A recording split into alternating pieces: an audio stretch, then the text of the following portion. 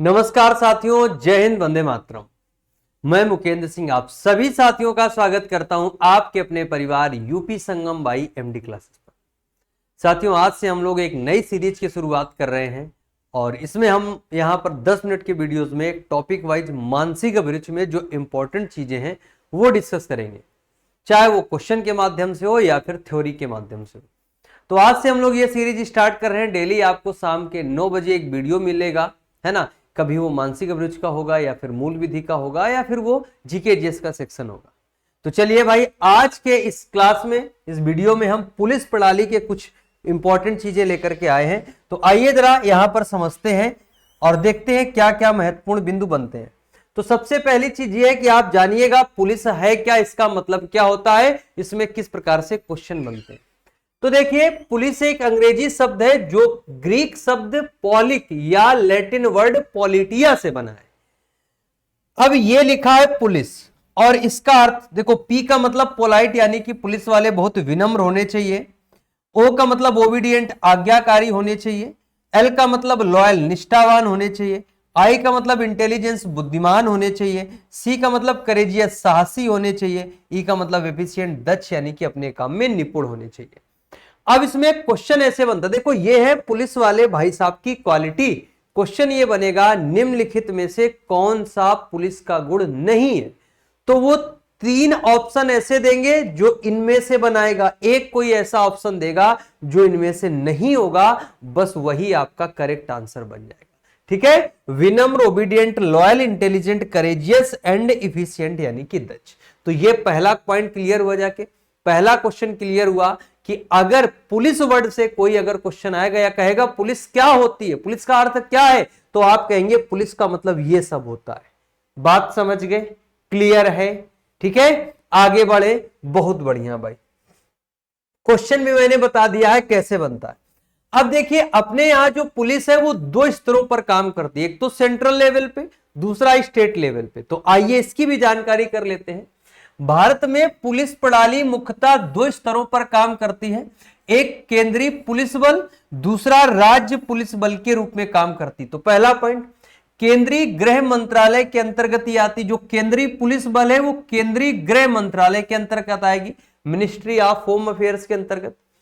देश में आंतरिक सुरक्षा बनाए रखने की जिम्मेदारी होती। केंद्रीय पुलिस बल की जिम्मेदारी यह है कि देश में आंतरिक सुरक्षा बनी रहे, देश में शांति व्यवस्था स्थापित बनी रहे, है ना, ये इसकी जिम्मेदारी बनती है। अब कौन कौन से बल जो हैं वो केंद्र के अंतर्गत आते हैं? आरपीएफ हो गया, है ना, ये असम राइफल हो गया हमारा, सीआरपीएफ हो गया, बीएसएफ हो गया, एसएसबी हो गया, सीआईएसएफ, आईटीबीपी, एनएसजी, ये जो बल हैं ये किसके अंतर्गत आएंगे? तो आप कहेंगे सेंट्रल पुलिस फोर्स होते हैं, ये केंद्रीय बल होते हैं।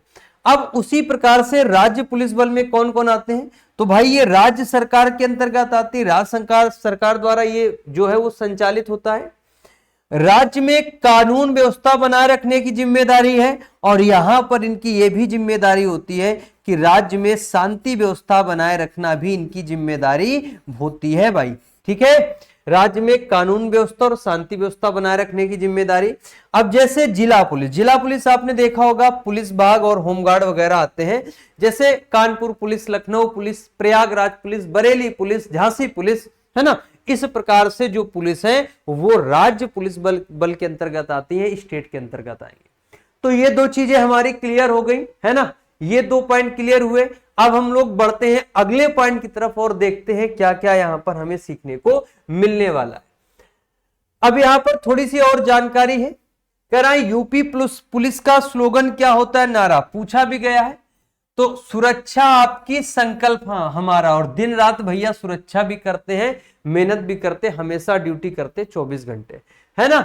यूपी पुलिस का ध्वज क्या है? ये जो झंडा होता है इस प्रकार से होता है उसका ध्वज। ठीक है भैया, यूपी पुलिस का लोगो क्या होता है? ये होता है यूपी पुलिस का लोगो ये। अब देखो इसमें क्या क्या है, एक तो स्तंभ है, एक तो यहां पर अशोक स्तंभ है। बताइए भाई, यूपी पुलिस के लोगों में क्या क्या है? एक तो अशोक स्तंभ है, 2 मछली है। मछली कितनी है? तो आप बोलेंगे 2 मछली हैं। और जौ की बाली कितनी है? 2। एक ये हो गई, एक ये क्या है? ये आप बोलेंगे जौ की बाली। तो यूपी पुलिस का जो भी लोगो है ना, लोगों में इतनी चीजें आपको दिखाई देंगी। इसमें भी कभी कभार क्वेश्चन पूछ लिया जाता है, कभी कभार क्वेश्चन बन जाता है, तो चीजें क्लियर हुई जा करके। स्लोगन सुरक्षा आपकी संकल्प हमारा। यूपी पुलिस का ध्वज ये बनता है। यूपी पुलिस का जो लोगो है अशोक, ये हो गया। इसमें क्या क्या, 2 मछली है, 1 अशोक स्तंभ है और जौ की बालियां है। ठीक है, अब देखो यहां पर जरा ध्यान दीजिएगा, ध्यान दीजिएगा भैया। ये है यूपी पुलिस पुलिस प्रशिक्षण संस्थान। यूपी पुलिस जो है वो पुलिस प्रशिक्षण संस्थान। अगर टोटल की बात करेंगे तो कितने हैं, तो आप कहेंगे 11। टोटल कितने, 11। पहला है doctor Bhimrao Ambedkar UP police अकादमी मुरादाबाद। दूसरा है पुलिस ट्रेनिंग कॉलेज मुरादाबाद। सशक्त प्रशिक्षण केंद्र सीतापुर। पुलिस प्रशिक्षण महाविद्यालय सीतापुर, सीतापुर में 2 हैं। पीटीएस उन्नाव। पीटीएस क्या है, तो याद रखिए, पीटीएस का मतलब है पुलिस ट्रेनिंग स्कूल। बात वही है, पुलिस प्रशिक्षण स्कूल, पुलिस ट्रेनिंग स्कूल। इसको शॉर्ट में क्या बोल देते हैं, पीटीएस बोल देते हैं। शॉर्ट में आप क्या कहेंगे इसको, पीटीएस, पुलिस ट्रेनिंग स्कूल। इसके बाद PTS Unnao, PTS Gorakhpur, PTS Moradabad. PTS Moradabad में भी 2 हैं। PTS Meerut, PTS Mirzapur, Jalaun, Sultanpur. जिनमें जालौन और सुल्तानपुर संस्थानों की स्थापना जो 2022 में हुई, ये सबसे नए हैं। सबसे नए अगर पीटीएस की बात करते हैं तो कौन कौन है, याद रखेंगे, जालौन और सुल्तानपुर सबसे नए पुलिस प्रशिक्षण केंद्र से संस्थान है। पीटीएस है सबसे नई है। बात समझ गए। टोटल कितने हैं, तो आप बोलेंगे सर जी टोटल तो 11 है। इसके बाद आगे आइए, पुलिस जोन जिले एवं क्षेत्र। पुलिस जोन जिला और क्षेत्र, तो भाई जोन वाइज चीजें डिस्ट्रीब्यूट हैं। तो कुल जोन कितने हैं, तो आप कहेंगे सर जी 8। कुल क्षेत्र कितने, 18। कुल जिले 75, ये पता ही है। तो यहां पर कौन कौन देखो, 1 2 3 4 5 6 7 8, तो कुल जोन 8 है। तो लखनऊ जोन में लखनऊ और फैजाबाद आता है। मेरठ जोन में मेरठ सहारनपुर आएगा। बरेली जोन में बरेली मुरादाबाद आएगा। आगरा जोन में आगरा अलीगढ़ आएगा। कानपुर में कानपुर झांसी आएगा। बनारस जोन में मिर्जापुर बनारस और आजमगढ़ 3 जो है ये डिस्ट्रिक्ट आएंगे। इलाहाबाद जोन में इलाहाबाद चित्रकूट आएगा और गोरखपुर जोन में गोरखपुर बस्ती और गोंडा आएगा। तो ये यहां पर कुल 18 आपके क्षेत्र हो जाएंगे। ये 18 क्षेत्र इन 8 पुलिस जोन के अंतर्गत आते हैं। ये बात क्लियर हो गई। बताइए भैया यहां तक ठीक ठाक मामला सब।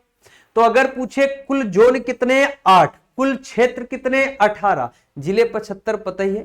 तो पुलिस के जोन और जिले हमने आपको बता दिए यहां पर। ठीक है, याद कैसे करेंगे, लखनऊ के पास फैजाबाद है, मेरठ के बगल में सहारनपुर, बरेली के बगल मुरादाबाद, आगरा के पास अलीगढ़, कानपुर के पास झांसी, मिर्जापुर बनारस आजमगढ़, है ना। इस प्रकार से आसपास के हिसाब से याद कर लेंगे। अब आगे देखो, लिखा है पुलिस कमिश्नरी प्रणाली।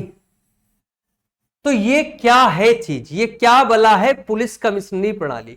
उत्तर प्रदेश के कुल 7 जिलों में पुलिस कमिश्नरी प्रणाली जो है वो लागू है। वो 7 जिले कौन है, कानपुर, लखनऊ, प्रयागराज, गाजियाबाद, आगरा, गौतम बुद्ध नगर और यहां पर देखेंगे बनारस।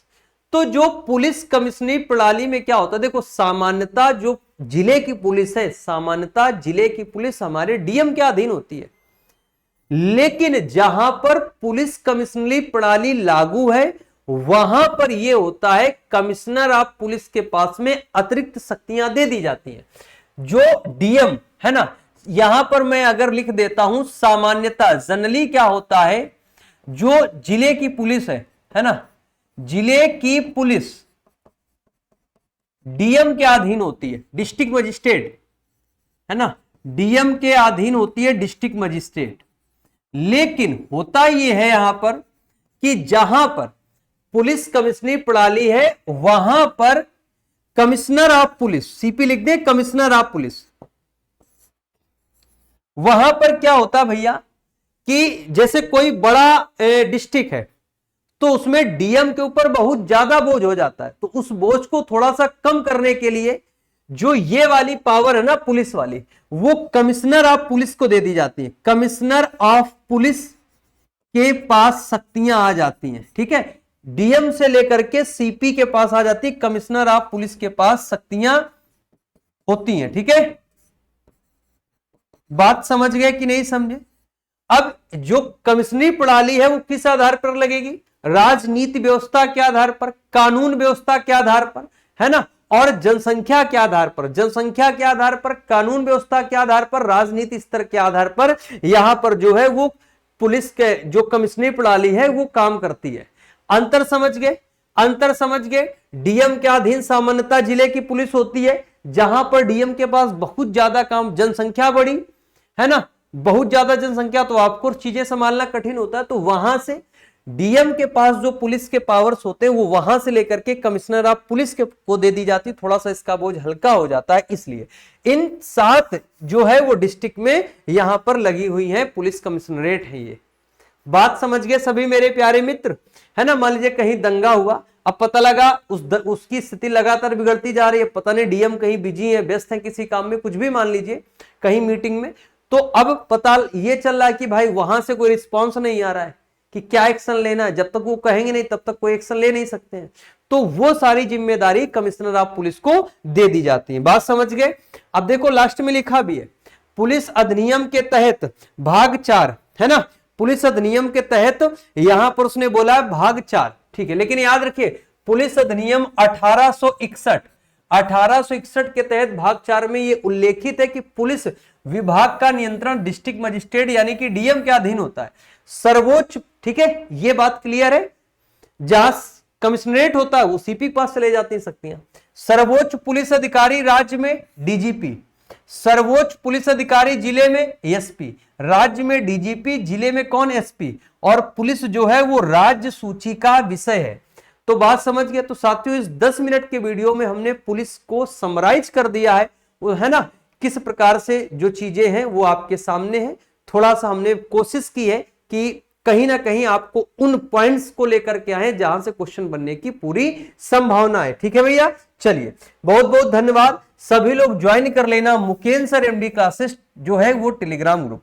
याद रखिएगा दोस्तों, आप सभी लोगों के लिए दरोगा बैच आ चुका है, तो एमडी क्लासेस एप्लीकेशन इंस्टॉल करके अगर आप चाहें तो उस दरोगा बैच को ज्वाइन कर लीजिएगा, बहुत ज्यादा आपको उससे फायदा मिलेगा। ठीक है, चलिए भाई बहुत बहुत धन्यवाद सभी को, थैंक यू, शुक्रिया, जय हिंद।